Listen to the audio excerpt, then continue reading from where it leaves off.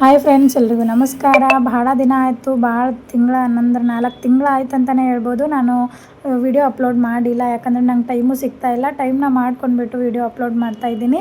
ಹಾಗೆ ನನ್ನ ಫ್ರೆಂಡು ಭಾಳ ದಿನದಿಂದ ಮೀಟ್ ಆಗ್ತಾಯಿದ್ವಿ. ನನ್ನ ಫ್ರೆಂಡ್ ಬಂದಿದ್ಲು ಮನೆಗೆ, ಅವ್ರ ಹಸ್ಬೆಂಡು ಪಾಪು ಕೂಡ ಬಂದಿತ್ತು. ಹಾಗಾಗಿ ಚಿಕನು, ರೊಟ್ಟಿ, ಸುಕ್ಕ, ಸಾಂಬಾರು ಮಾಡಿಬಿಟ್ಟು ಊಟ ಮಾಡಿಕೊಂಡು ಮಧುರಮ್ಮನ ಜಾತ್ರೆಗೆ ಹೋಗಬೇಕು ಅಂತ ಜಾತ್ರೆಗೆ ಹೋಗ್ತಾಯಿದ್ವಿ. ಫುಲ್ ಟ್ರಾಫಿಕ್ಕು, ಜಾಸ್ತಿ ಅಂದರೆ ಜಾಸ್ತಿ ಟ್ರಾಫಿಕ್ ಇತ್ತು. ಹಂಗಾಗಿ ನಾವು ಮತ್ತೆ ಬೇರೆದು ದಾರಿ ನೋಡಿಕೊಂಡು ಹೋದ್ವಿ ಟೆಂಪಲ್ಗೆ. ಫುಲ್ ರಶ್ ಇತ್ತು.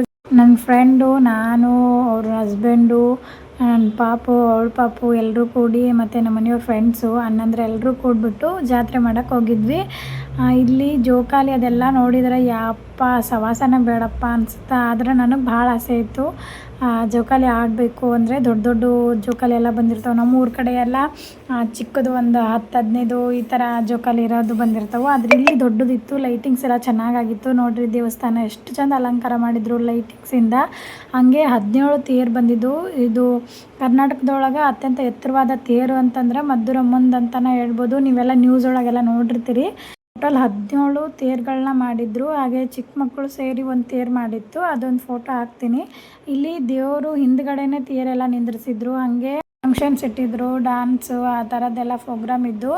ಅದರಲ್ಲಿ ನಾವು ಹೋದ ತಕ್ಷಣವೇ ನಮ್ಮ ಕಿಚ್ಚಬ್ಬ ಸಾಂಗ್ ಹಾಕ್ಬಿಟ್ಟಿದ್ರು, ಮಸ್ತ್ ಮಲಕ. ಅದಕ್ಕೆ ನನ್ನ ಮಗಳು, ನಮ್ಮ ಮನೆಯವ್ರಿಗೂ ಫುಲ್ ಡ್ಯಾನ್ಸ್ ಮಾಡೋಕತ್ಬಿಟ್ಟಿದ್ರು.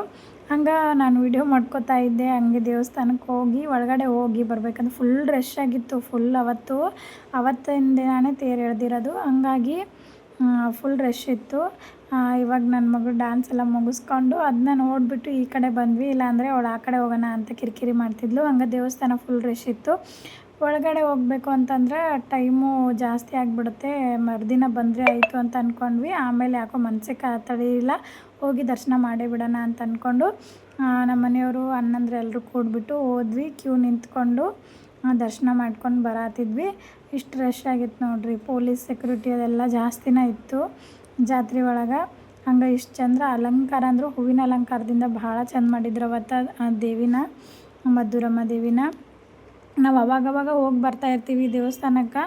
ಏನೋ ಒಂಥರ ಮನಸ್ಸು ಸಮಾಧಾನ ಆಗುತ್ತೆ ಆ ದೇವಸ್ಥಾನಕ್ಕೆ ಹೋಗಿ ಬಂದ್ರೆ. ಹಾಗಾಗಿ ಹೋಗಿ ಬರೋದು ಮಾಡ್ತಾಯಿರ್ತೀವಿ. ಈ ಜಾತ್ರೆಗಂತೂ ಮಿಸ್ ಮಾಡೇ ಇಲ್ಲ. 3 ವರ್ಷದಿಂದ ಆಯಿತು ಕಂಟಿನ್ಯೂಸ್ ಆಗಿ ಹೋಗಿ ಜಾತ್ರೆ ಮಾಡ್ಕೊಂಡು ಬರ್ತಿದ್ವಿ. ಹಂಗೆ ದರ್ಶನ ಮಾಡಿಕೊಂಡು ಹೊರಗಡೆ ಬಂದ್ವಿ. ಹೊರಗಡೆ ಬಂದಾದ್ಮೇಲೆ ನೋಡಿರಿ ತೇರು ನೋಡಿರಿ ಎಲ್ಲನೂ ಅಂದರೆ ಸುತ್ತಮುತ್ತ ಹಳ್ಳಿ ಗ್ರಾಮಗಳಿಂದ ಬಂದಿರ್ತಾವೆ ತೇರು. ತಲಾಂತರದಿಂದನೂ ಅವರು ಊರಿಂದನೇ ಹಿಂಗೆ ತೇರು ಮಾಡಿಬಿಟ್ಟು ತಂದಿರ್ತಿರ್ತಾರೆ. ಅಂದ್ರೆ ಇಲ್ಲಿ ಸುತ್ತಮುತ್ತ ರಾಯಸಂದ್ರ ಈ ಥರ ಯಾವ್ಯಾವ ಇದ್ದಾವೆ ಅಲ್ಲಿಂದ ತೊಗೊಂಡು ಬಂದುಬಿಟ್ಟು ತೇರನ್ನ ಮಾಡ್ಕೊಂಡು ಬಂದು ಈ ರೀತಿ ಇಟ್ಟಿರ್ತಾರೆ. ಅದರೊಳಗೆ ದೇವ್ರನ್ನ ಕುಂದಿರ್ಸಿರ್ತಾರೆ, ಪೂಜೆ ಮಾಡಿ ತೇರನ್ನ ಎಳಿತಿರ್ತಾರೆ. ಇದು ನನಗೆ ಪೂರ್ತಿ ಪಕ್ಕ ಅಷ್ಟೊಂದು ಗೊತ್ತಿಲ್ಲ, ಬಟ್ ಗೊತ್ತಿರೋದಷ್ಟು ಹೇಳತ್ತೀನಿ. ತೇರನ್ನ ಹಿಂಗೆ ಈ ರೀತಿ ಮಾಡ್ಕೊಂಡು ಬಂದು ಎಳಿತಿರ್ತಾರೆ. ಆಮೇಲೆ ಈದ ಜಾತ್ರೆಗೆ ಬಾಳೆಹಣ್ಣು ಅದನ್ನ ಉತ್ತತ್ತಿ, ನಮ್ಮ ಕಡೆ ಎಲ್ಲ ತೇರಿಗೆ ಉತ್ತತ್ತಿ ಒಗಿತೀವಲ್ಲ, ಹಂಗೆ ಇಲ್ಲಿ ಬಾಳೆಹಣ್ಣು ತೊಗೊಂಡು ಒಗಿತಾರೆ. ಹಂಗೆ ಪಳಾರದ ಅಂಗಡಿ ಇತ್ತು, ಬಳಿ ಅಂಗಡಿ ಇತ್ತು. ನನ್ನ ಫ್ರೆಂಡ್ ಬಂದಿದ್ಲಲ್ಲ, ಆಕೆಗೂ ಬಳಿ ಉಡಿಸಿ ಬಳಿನ ಹಾಕ್ಸಿ ಪಳಾರ ತೊಗೊಂಡು ಎಲ್ಲರೂ ಕೂಡ ತಿನ್ಕೊಂಡು ಬರತ್ತಿದ್ವಿ. ಜೋಕಾಲಿ ಆಡ್ಬೇಕಂದ್ರೆ ಅಲ್ಲಿ ಅಂತೂ ಫುಲ್ ರಶ್ ಇತ್ತು, ಕ್ಯೂ ಬೇರೆ ಇತ್ತು. ಹಂಗೆ ನಾವು ಚುನ್ಮರಿ ತಿನ್ಕೊಂಡು ನಮ್ಮ ಮನೆಯವರು ಡೈರೆಕ್ಟಾಗಿ ಮಾತಾಡ್ಕೊಂಡು ವೀಡಿಯೋನ ಮಾಡ್ತಾಯಿದ್ರು. ಏನೋ ಫಸ್ಟ್ ಟೈಮು ಅಲ್ಲಿ ಎಲ್ಲ ಡಿಸ್ಟರ್ಬೆನ್ಸ್ ಜಾಸ್ತಿ ಇತ್ತು ಸೌಂಡು, ಹಾಗಾಗಿ ಅವ್ರು ವಾಯ್ಸ್ ಕೊಡಲಿಲ್ಲ. ನಮ್ಮ ಜಾತ್ರೆ ಲಾಗು ಇಷ್ಟ ಆಗಿತ್ತು, ಮಧುರಮ್ಮನ ಜಾತ್ರೆದು. Thank you for watching.